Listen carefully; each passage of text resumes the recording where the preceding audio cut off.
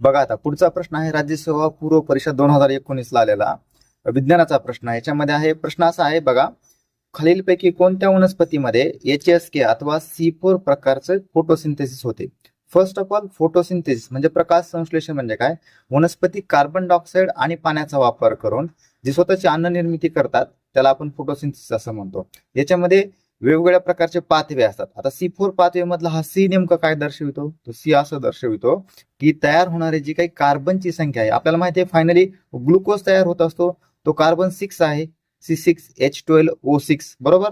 मग कार्बन जर 6 तयार होत असेल तर त्याची जी सुरुवात आहे त्याच्यामध्ये दोन प्रकारचे पाथवे असतात. एकाला म्हणतो आपण C3 पाथवे जिथं 3 कार्बन तयार होतात आणि दुसरा आहे C4 पाथवे जिथं 4 कार्बन तयार होतात. तर हे जे 4 कार्बन तयार होण्यामध्ये आपल्याला वेगवेगळे ऑप्शन दिले होते. बघा पहिलं ऑप्शन आहे शुगर केन, ग्राउंडनट म्हणजे भुईमुग, सनफ्लावर म्हणजे सूर्यफ्लावर सूर्यफूल आणि पोटॅटो म्हणजे बटाटा. म्हणजे अशा टाईपचे प्रश्न त्यांनी दिलेले आहेत. याचं करेक्ट आन्सर आहे शुगर केन. मग आपल्याला ह्याच्यानुसार प्रेडिक्शन काय आपण काढू शकतो किंवा पुढचा प्रश्न असा येऊ शकतो की C3 पाथवे असलेले वेगवेगळ्या वनस्पती कोणत्या? त्याचं पण एक्झाम्पल तुम्हाला लक्षात ठेवायचं आहे. बघा C3 कोणते असणार आहेत?